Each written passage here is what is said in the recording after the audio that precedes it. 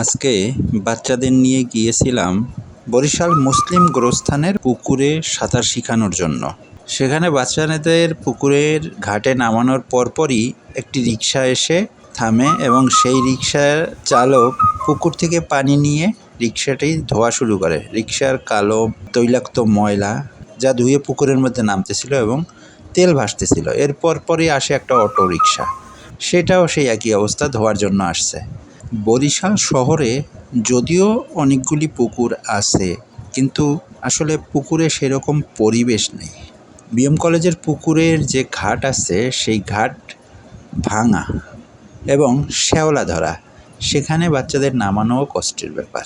বাচ্চাদের সাঁতার শেখানো খুবই জরুরি, বিশেষ করে আয়ানের মতো বাচ্চাদের তো সাঁতার শেখা অতি জরুরি।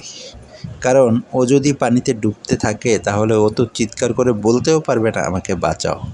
তাই এই ধরনের বাচ্চাদের জন্য সাঁতার শেখানোর ব্যবস্থা করতে পারলে ভালো হয়।